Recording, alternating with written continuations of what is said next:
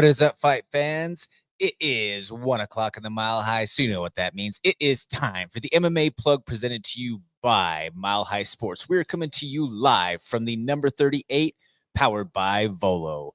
I'm Jordan Kurtz. You can give me a follow along online at Comments from the Peanut Gallery. I have my man Danny Bailey behind the boards, as always, holding it down for me. Want to give a shout out to the whole entire Mile High Sports crew. They are giving you the best coverage out there available for all things in sports going on right now. We tragically just had the Nuggets eliminated from Game 7 action in the playoffs, but there is still those last couple of rounds in the NBA that they'll be giving you all of the updates therefore, as well as the NHL playoffs. NFL mini camps have been in full swing with the rookies. You have the CU Buffs, and then there's the Rockies. In trending fashion, they won one game once again in the full last week. They now puts their record to 8-39. Through this point in the season, they are officially the worst team in Major League history. Congratulations, Dick Monfort. That is just a telltale sign of the ownership. They don't care. And the Yankees are going to be in town this weekend. I think that the real alarming situation for the ownership should be if they have a poor turnout, which typically they always sell out for the boys in pinstripes well in advance. There's still tickets available for every day this weekend. I think that should be a telltale sign that they've got to do something because the fans are asking for more. The fans deserve more. But moving away from that, we have the Colorado Rundown here. If you have the opportunity to buy tickets directly from the athletes and the fighters, please do so, whether that be a paper ticket or using the online point-of-sale system and their name or the drop-down with them selected. That greatly helps them as far as their commissions go. This weekend, and we're going to be talking a little bit more about it deeper in the program, we have CJJC Grapple Games #1, Card-Jitsu going down. Next weekend, we have the No Coast Showdown happening at the Island Grove in Greeley, Colorado, May 31st for Sparta Sports and Entertainment. A multitude of combat sports being showcased on that card. You have everything from bare knuckle through glove boxing, everything all in the mix. That's going to be a big show where you have a lot of athletes getting down at the Island Grove for Sparta Sports and Entertainment. Couple of weeks from that, you have Colorado Combat Club back in action at the Stampede Friday the 13th. That is June 13th. You have Guerrilla Fighting Championship making their first show happen down at the Pueblo Convention Center. The weekend after that, you have 5280 Muay Thai Fight Series on Friday, June 27th. That is going to be going down at the Stampede. And the following night, you have Battle MMA Championships going down at the Colorado Springs City Hub. So be sure to check out those events. Your support greatly helps us be able to continue to do what we do out here in the combat sports world. Looking forward to seeing you folks out there. Moving away from that, we're going to talk some of the events that happened over the weekend. And this was an event where I just feel like we are seeing the inevitable. UFC Vegas 106 was on Saturday at the Apex in Las Vegas. You know, the main event between two welterweights, a guy who's a former title challenger, one of the tops of the top, a stalwart of the division, someone who's fought nothing but the best of the best since he's been at 170 and given some of the top guys the toughest fights of their run in Gilbert Burns, taking on the rising thoroughbred in undefeated Michael Morales. Nobody has done Burns like that. Michael Morales went out there and made him look like this was a guy who was on the fast track against a jobber on the regional scene. And that's all due respect to Gilbert Burns. Because Gilbert Burns really is that good, that just means that Michael Morales is that much better. Again, this is a kid who is in his mid-20s, undefeated, already has finishes over some of the who's who journeymen to top contender vets of the 170-pound division. This not only moves him further up within the top 10, but this puts this kid about a fight or two away from being in title contention. There's a lot of action that's going on right now at welterweight in this new era. You obviously just had the belt change hands with Jack Della Maddalena a couple of weeks ago. On the outside looking in, whenever he's healthy, you have Shavkat Rakhmonov. You have Joaquin Buckley, who is vying for his case if he goes out there and puts Kamaru Usman on a highlight reel in a couple of weeks. Very tall task, being that Usman is such a storied champion, former champion, and the veteran that he is. But if Buckley is able to go out there and have an impressive performance, he continues to make his case charging toward the top of the division. You also have the boisterous Ian Machado Gary, who is acknowledging that, hey, I might not get the next title shot. I'm willing to go out there and fight whoever they say is the best because I believe that I'm the best. I'm one or two fights away from getting another title shot. Let's go.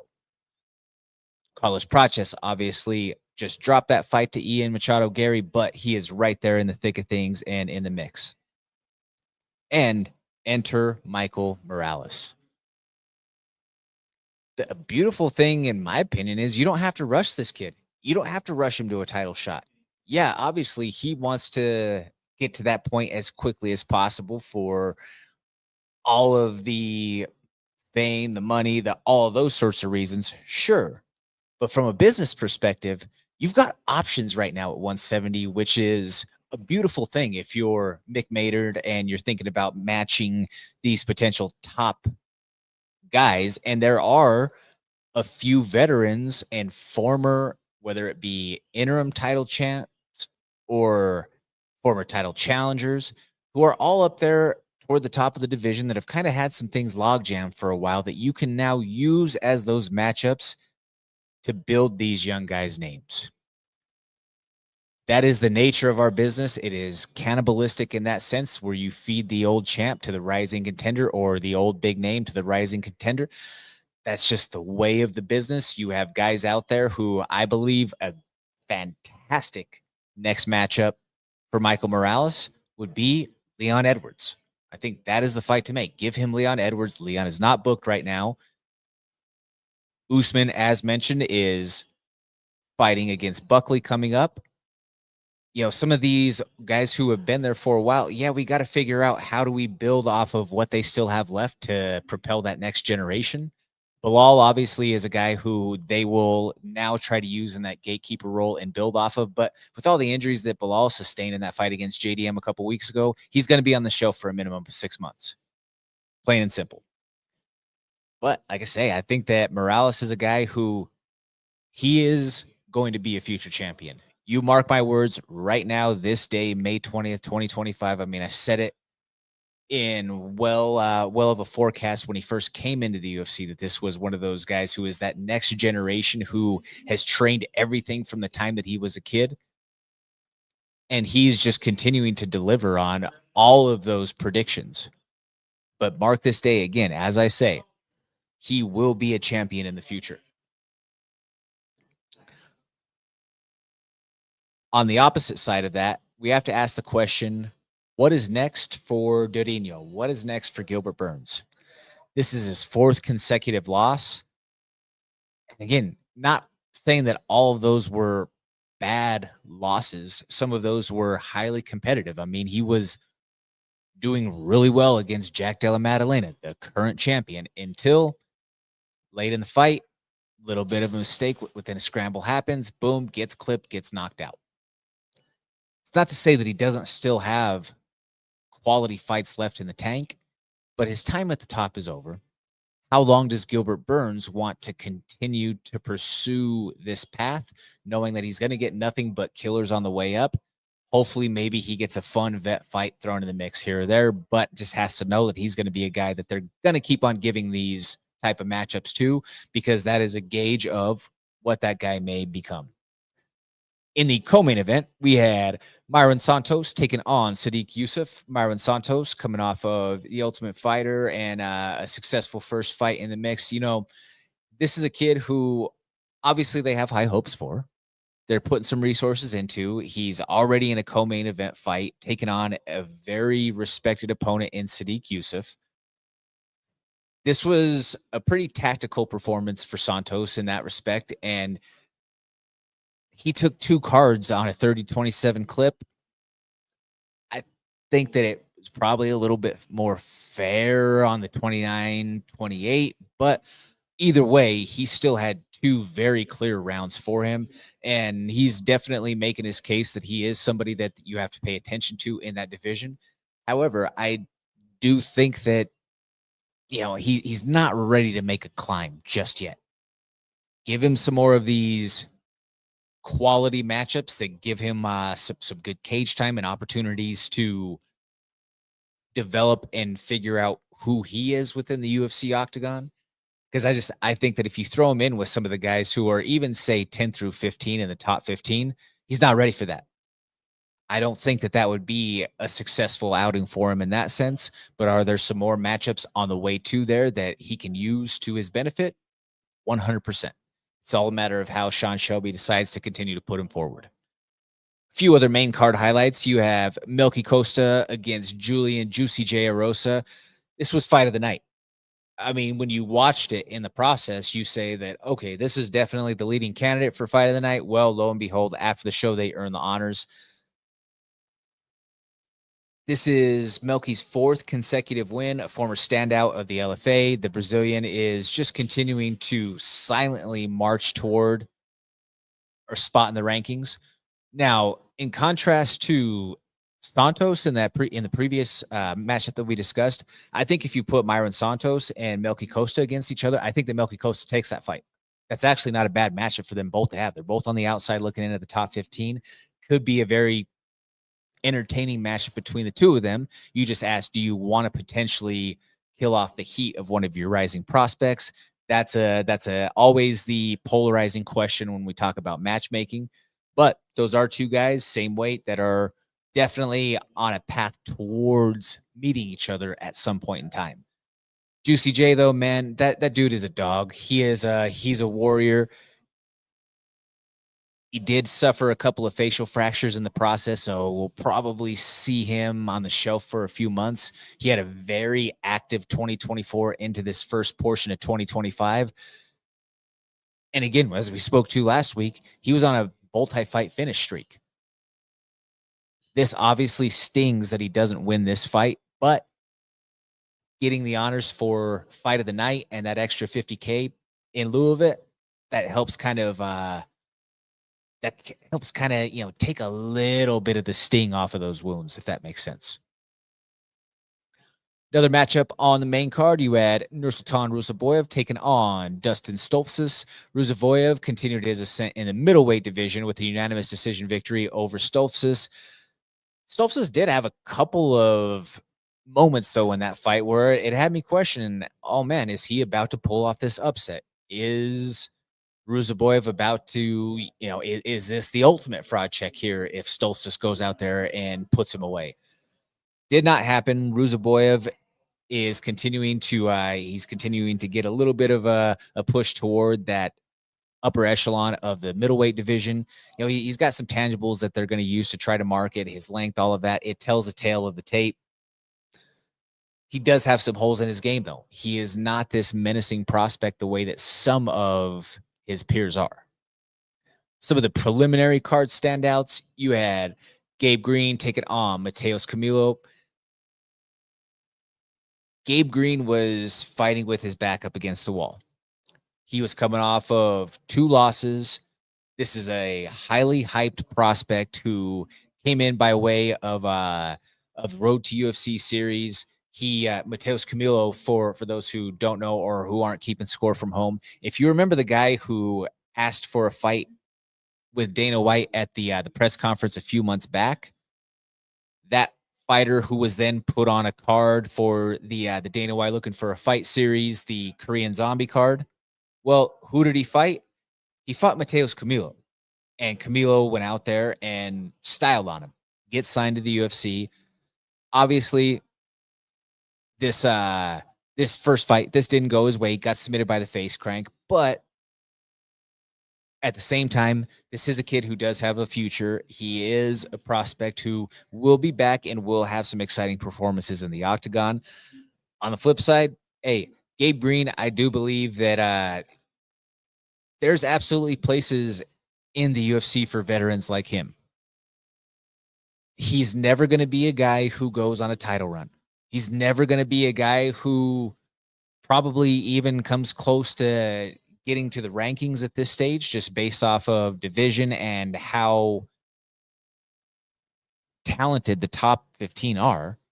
But that doesn't mean that he's not a very skilled veteran and a good fighter who is going to give you quality performances, plain and simple. The next fight, this is a peculiar one, or it's kind of a head scratcher in the sense. Thiago Moises, I've said on many of occasions on this program, he's kind of the ultimate enigma. On any given night, he can go out there and hang with the best of the best. And on any given night, he can go in there and lose to some guys who you would never imagine that he would lose to them in that fashion. I just didn't think that from a tactical, obviously everybody can get caught, but from the way that it happened, Jared Gordon knocking him out, I would have never in a million years guessed that that fight would have played out in that respect. Credit to Jared Gordon. I mean, that's a highlight reel knockout that is, a right hand that will live in his highlight reel for perpetuity for himself. That's a career level type of highlight. He wants the rematch with Patty. There was a lot of controversy behind that. A lot of folks believe that Jared Gordon won that fight. The problem is at this point, Patty is so far ahead of where Jared Gordon is. That's not realistic. It's not going to happen. You had the Denise Gomes fight against Elise Reed. Gomes had a spectacular TKO victory in the second round. She was also a performance bonus winner of the evening. She picks up that nice $50K bonus in addition to her win purse. Young Sung Park took on Carlos Hernandez. Park demonstrated his grappling skills. He submitted Hernandez with that rear naked choke in the first round. This is another guy who he's a younger talent or an emerging talent in the flyweight division. I just think that these guys need to continue to have opportunities at 125, and they need to be given opportunities past the first couple of fights on the prelims to be able to just increase their awareness. That's the only way that they're going to build the star power for some of these guys, is giving them some more premium placement on the cards. Finishes a fight like that, hopefully he gets the nod in an exciting matchup and an exciting card placement for his next fight.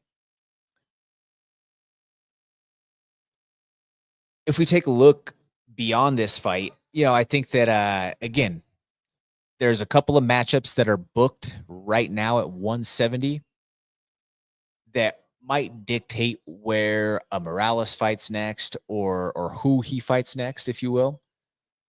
One way or the other, this kid is destined for greatness.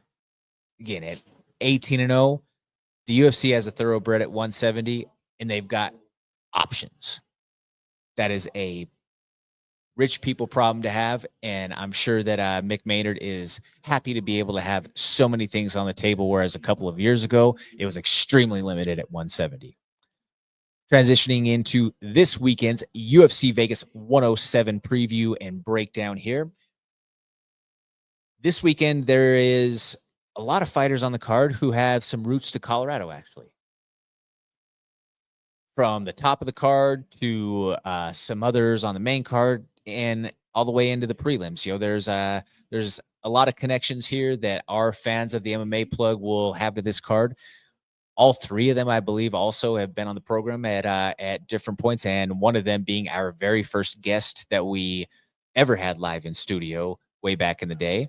But this card is going down in Las Vegas. This is going to be back at the Apex. It's a top flyweight clash in the women's ranks between top contenders Erin Blanchfield and Maycee Barber.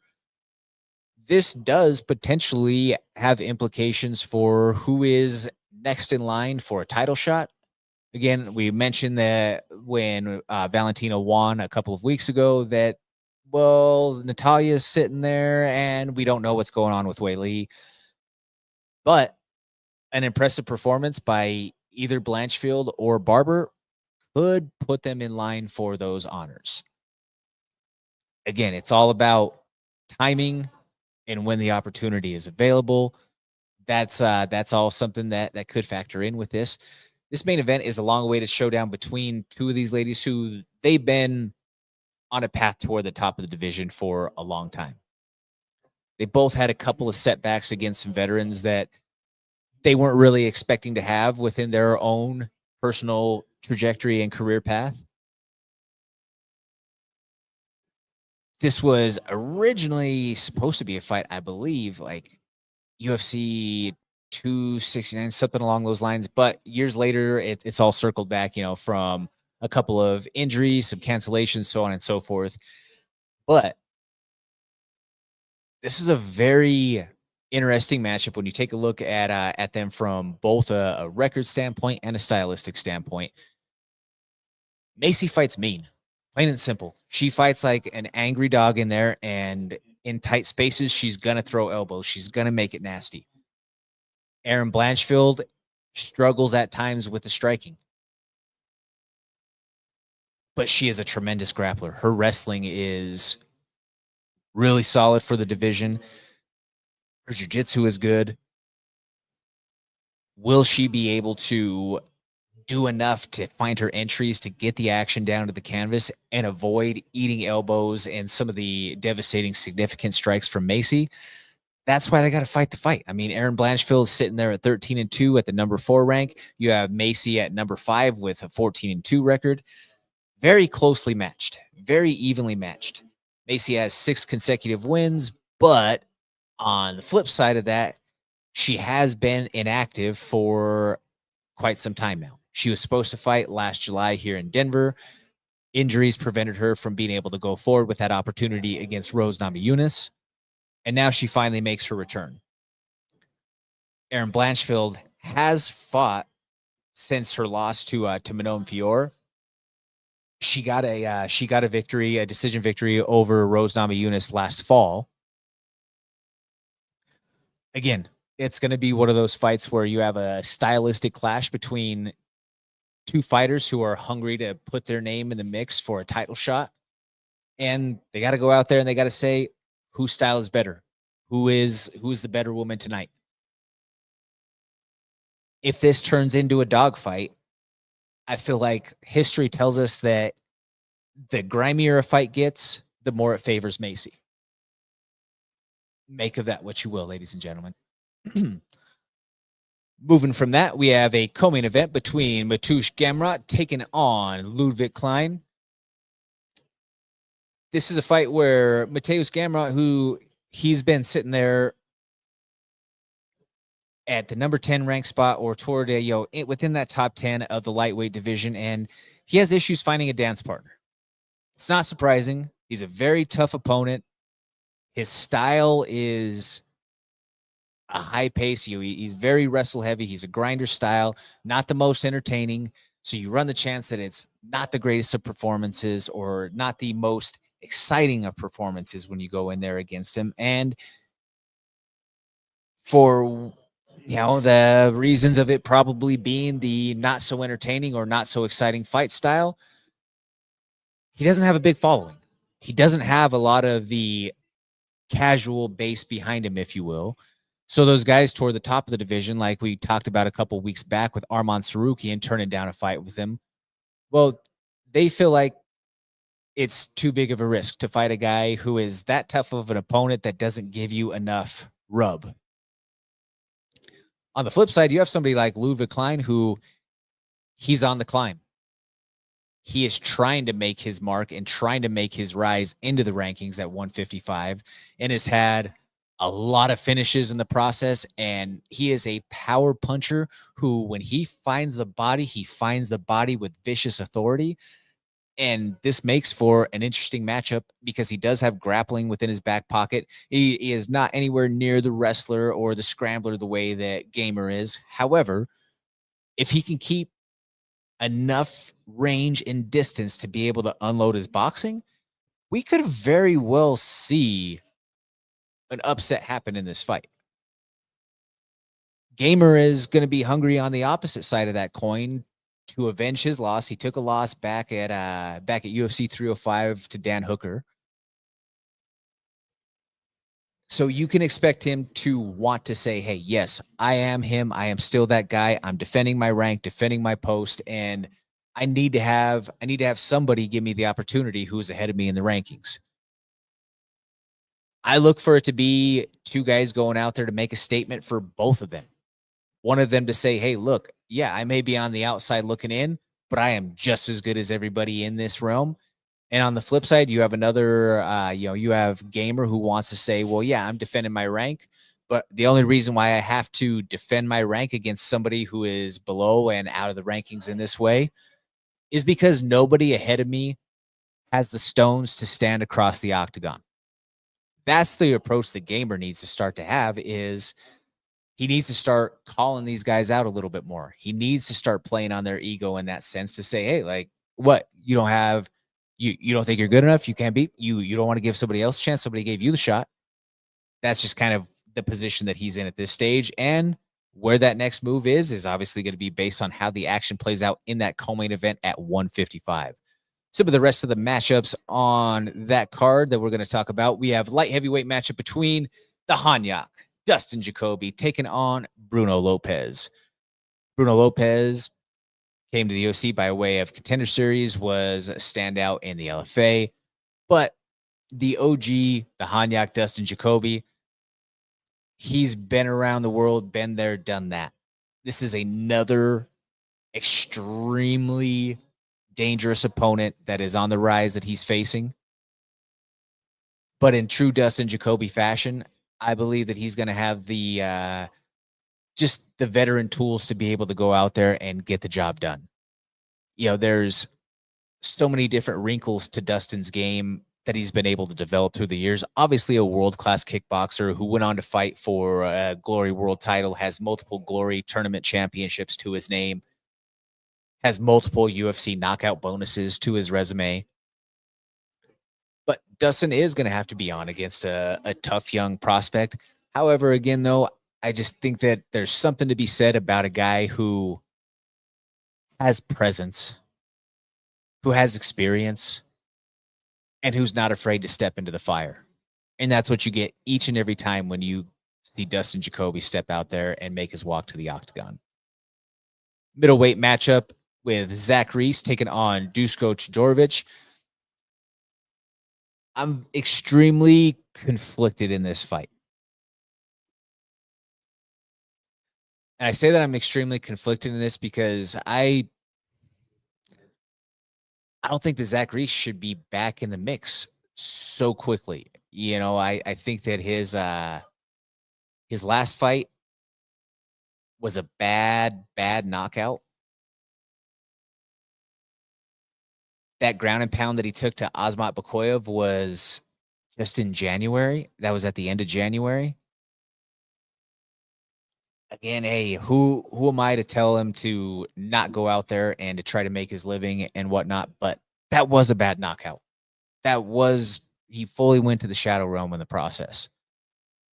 And he's back in there. So that means that, you know, he was back in camp 6-8+ weeks ago. You know, I don't know. In that instance, that's a very quick turnaround for that type of damage. On the flip side, I think that if there is a winnable matchup for him to go in there, Dusko might be the guy, because Dusko's also been one who he's on the heels of a couple of bad knockout losses. Is this a situation where both guys are potentially fighting for their job? Hard to tell. Zach Reese has 2 losses, but you know that's within this first contract. He's had a couple, and now he's re-upped in the mix. But it's a very tough position to be in. Last 3 out of 4 have been knockout losses. Well, one of them you could say for Dusko, it was the knee injury.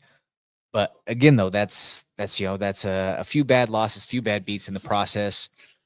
Very interesting to see how that fight is going to play out.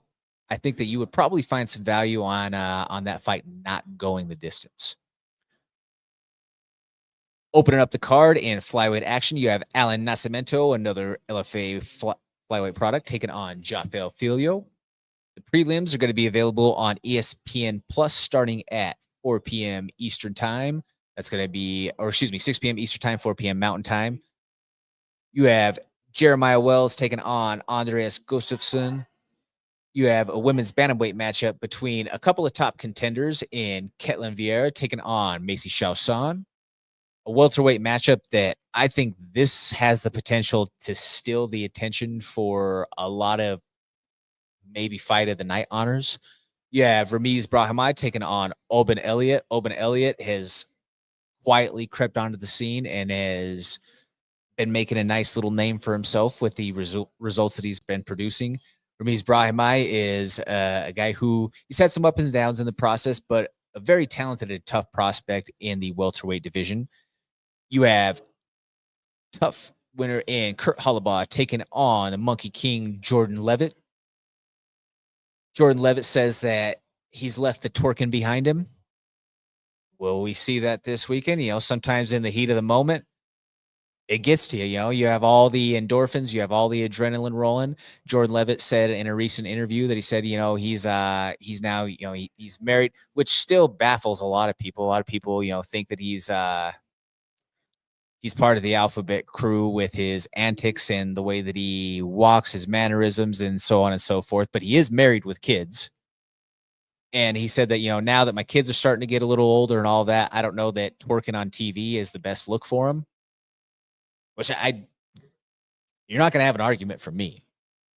But, Jordan Levitt is a funny dude. He's a talented fighter. And overall, he's underrated as a fighter because of some of his antics or the way that some people perceive him. I think that he doesn't get all of the credit that he truly deserves as a mixed martial artist. And this is going to be a tough fight between him and Kurt Hollabaugh. Kurt Hollabaugh is tough as an old leather boot. He's a Gracie black belt out of the South. This guy has heavy hands and he's willing to go out there and brawl it out. That fight that him and Jason Knight had on The Ultimate Fighter, if you just watch that and listen to the sound of the punches that they had in the Apex up against the fence, that alone just makes, oh my God, was that absolutely brutal to have to sit through and endure if you were Jason Knight. Moving from that, we have another lightweight matchup on the card. Our friend, Markel Medeiros. He is taking on Bolaji Oki. Markel Medeiros is a champion from Colorado Combat Club. He was an amateur lightweight champion for us out here. Cut his teeth in the pro ranks and the Fury scene. Had a fight in the FAC against Tracy Reeder. Has his opportunity on the Contender Series. Goes out there with a spectacular knockout to earn his contract with a knee. Gets into the UFC, has 2 wins right away off the rip, and now he's sitting in his third fight on this first contract against Bolaji Oki. And I think that this is another great opportunity for Markel to have someone to go out there who is going to want to try to trade with him a little bit. And just the IQ, the lateral movement, and the dexterity that Markel Medeiros has, and the athleticism on top of it, he's a special fighter. I think that he is mature beyond his years already at a young age, and I think that this could be a breakout performance for Markel Medeiros. I'm close to the forest on that one. Sue me. In the women's strawweight division, we have a matchup between Rayon Dos Santos and Arlis Ardeleon. That wraps up the card there. Prelims, as mentioned, are going to be starting at 4 p.m. Mountain Time. As far as this fight, I think that the big matchups that you really want to keep your eye on that have some major implications going forward, though, obviously going to be in that main event with Blanchfield and Barber, with one of them possibly securing a title shot. But I think the other noteworthy matchup that you have to think is going to have some major shift within the rankings for one fighter or the other, or next matchup at least, is going to be that Gamer and Klein matchup. Shifting gears from that, this weekend, we have our very first CJJC Grapple Games show. This time we present to you Karjitsu. Get ready to rumble, ladies and gentlemen. Karjitsu is coming to town this Saturday. Buckle up and brace yourselves for one of the wildest, most intense events that you will ever witness. CJJC Grapple Games 1 Karjitsu. Prepare to witness the ultimate combat in close quarters. As it's rolling to town, we are bringing the action straight to the driver's seat. Born in the fusion of Brazilian Jiu-Jitsu and raw, unpredictable, car-based format of combat, we have Car-Jitsu that is pitting skilled martial artists against each other inside of this confined space in a real fight. Fighters will grapple for dominance using seatbelts, the steering wheels, headrests, and every inch of the vehicle's interior. There is no room to run, just grit, strategy, and split-second technique. This is not your average fight night. It will be fast. It will be brutal. And it will be unlike anything that you've ever seen here in the state of Colorado. 2 competitors, 1 car, no mercy. Whether you're a diehard MMA fan or a jiu-jitsu junkie or just someone who loves some pure adrenaline-fueled entertainment, Car-Jitsu delivers the action that hits close to home, literally. Watch as some of these local grapplers battle it out in the front seats and the back seats. Expect high-level submissions, some mind-blowing reversals, and the kind of energy that can only come from a combat sport in this unconventional and thrilling event. Don't miss your chance to experience Car-Jitsu live, where every door slam, seatbelt lock could be the difference between victory and defeat. Tickets are limited. Buckle in, tap out, be there. It's going down 3 p.m. this Saturday at 4860 Ironton Street here in Denver, Colorado. Going to talk about one more thing here real quick before we get to 3 rounds. We have the Guardian Project, which is Jiu-Jitsu for All. The mission of Guardian, which is a 501c3 nonprofit organization, they're committed to providing free jiu-jitsu youth scholarships to some of the underserved youth in our communities around the world. Guardian is dedicated to offering children year-round stability and consistency through their programs, focusing not just on their physical transformation, but also on fostering positive friendships, mentorship opportunities, and a safe and secure environment during these challenging times. By partnering with established and trustworthy academies, donors can trust that a minimum of 85% of their contributions will go directly to fund the scholarships that they support.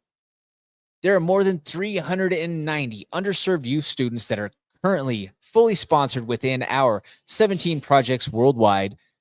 You can visit factoryxmuaythai.com today to make a tax-deductible donation and help support a youth student in our community today. This is a news headline that just popped up over the last couple of minutes, so we're going to add this in real quick before 3 rounds here, Danny. But we have the news that Ilia Topuria is leaving his camp ahead of this title fight, which it was cited as an amicable and mutual split between the two, citing that the geographical differences was the biggest reason for them to part ways, along with other professional opportunities that each are pursuing. That's, to me, it's absolutely bonkers that at this stage, and to be clear, Ilia moved to Madrid. So he moved cities. So now it's a distance between them. You know, he has to travel to be able to go back and train with his same coaches that he had. Not all of them. It's believed that there's going to be a couple of his specialist coaches that are going to be continuing this path along with him. But the brothers, the coaches who were with him from the time when he was 15 years old throughout his entirety of his MMA career up to this point, that relationship is no more. Making that happen or having that move take place just before arguably the biggest fight of your career, that's a very interesting move. There's some speculation out there from fan reaction that is this where the downfall starts? Is this where we start to see, you know, now that Ilia has won the first championship and he has a lot more money that he's ever had before, a lot more marketing that he's ever had before, all of those things, you know, does he get lost in the sauce? Is he literally once again taking the path of Conor McGregor? Time will tell. The very first step in that will obviously be seeing how his fight against Charles Oliveira plays out.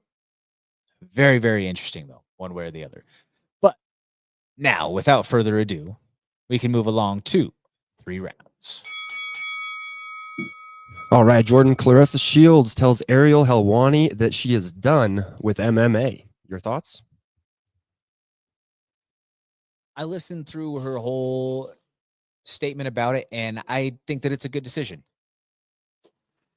She spoke to it that as far as where she is at with MMA and where she would need to be to go on to be in title contention or to have one of those super fights or to be really truly ready for a super fight with, say, like the current champion in Larissa Pacheco, or at the time when she first signed with PFL against Kayla Harrison, she says she still needed a couple of years worth of development for her grappling game to be able to get to a proficient enough point to where she'd have been, or where she felt like she would have been actually competitive with them.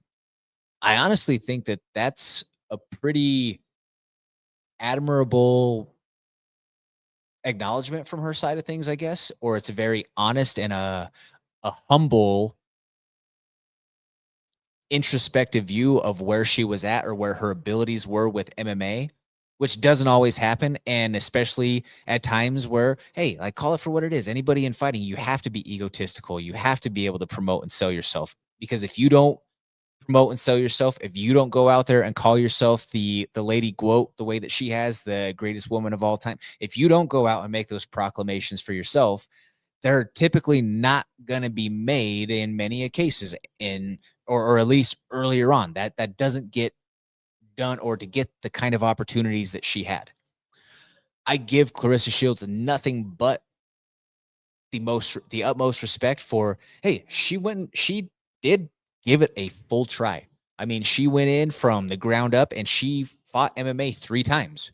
She went 2-1 in the process.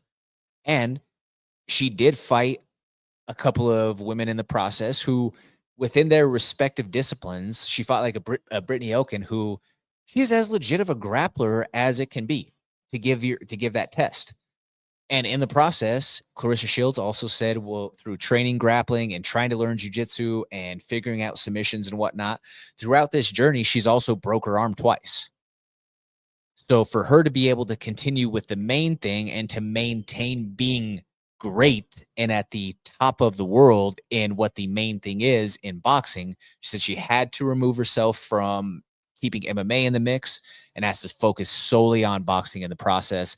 She also said that her relationship, her significant other out there, wasn't necessarily the biggest fan of her going the MMA route. And so she said that, once she figured that out from his side, that it was a pretty easy transition for her to say, all right, Mike, I'll just stick back with boxing. And it was a great follow-up question from Ariel to say that, well, if his suggestion or him not wanting you to do MMA kind of helped solidify your decision, that must mean that is really something, right? You must really be in love. And she's like, yeah, absolutely. So, hey, sometimes love is a powerful thing to make people make some crazy decisions. Look at Bill Belichick right now in the football world. But in this case, I do think that the fiance ushered her in the right direction, that her sticking with boxing and keeping boxing the main thing, best decision that Clarissa Shields could make for her career going forward. It's always been rumored that Jose Aldo is older than his listed age of 38 years old. Did he expose the truth in his retirement statement by saying in 5 years he will be almost 50? There's actually a really good chance that this is true.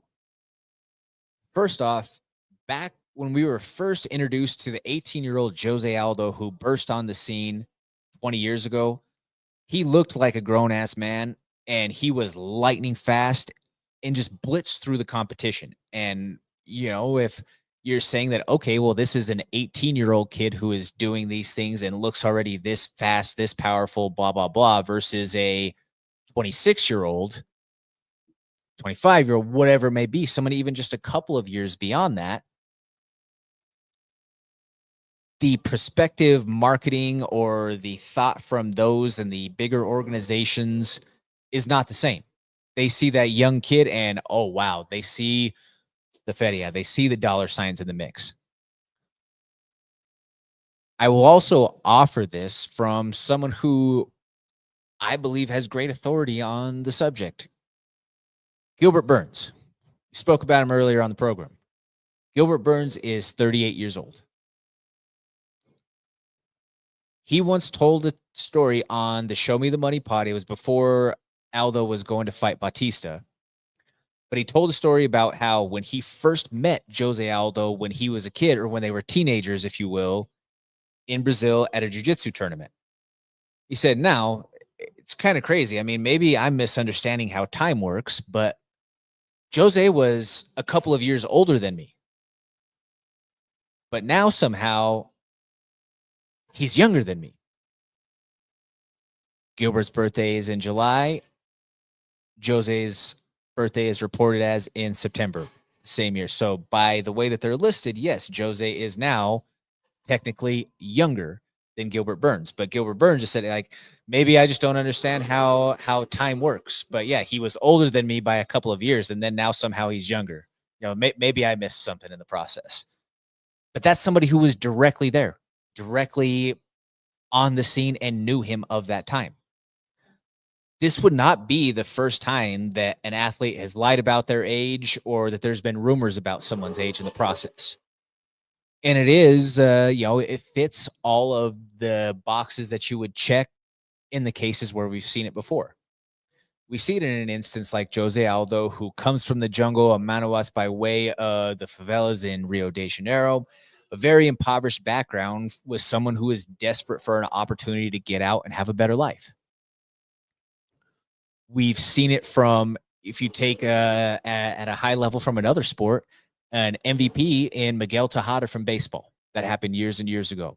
It was found out that, oh, well, he was a few years older than what he actually was. But again, it was so that he would get the opportunity. That doesn't change the fact that he was that good. He went on to actualize all of those things, being an MVP, so on and so forth. But would he have ever gotten the nod if they would have just been prospecting and looking through the sheet and see that he's a couple years older? Hard to tell. Same sort of speculation as went on throughout in baseball through the whole career of a guy like an Albert Pujols. We say it in MMA about Yoel Romero, but it's legitimately because nobody knows, including Yoel, knows how old he is. In Cuba, they don't keep the birth records. Yoel could be 55 right now, and he just looks like a freaking beast still. Because again, you take it all the way back to a 19-year-old Yoel Romero who took silver in the Olympics against Cael Sanderson. Wouldn't be the first time that somebody has lied about their age, is basically what I'm putting it to. The UFC has officially announced the signing of Patchy Mix. Are you surprised? Phenomenal signing. I think that it absolutely is a signing that needed to happen, especially the way that they were doing Patchy over in the PFL. It was criminal. This guy is in the peak years of his career. He is the last bantamweight champion to ever fight for Bellator. He is part of the merger in the absorption for PFL, and then they shelved him. He hasn't fought. He hasn't been active in the peak years of his career, the peak earning times for him financially. Yeah, we've seen him in the corners for UFC fights for his lady and Tatiana Suarez, and everybody just always continue to ask, when will we get Patchy here himself? We finally get that opportunity. He was released from the PFL, and then there happened to be the short notice opportunity that popped up within the UFC where Chito Vera got hurt in his matchup that's supposed to happen in a couple of weeks against Mario Bautista. Well, now insert Patchy Mix. Obviously, if you're Patchy Mix, you probably would have wanted a better matchup right away, or a bigger name of a matchup coming in out of the gate.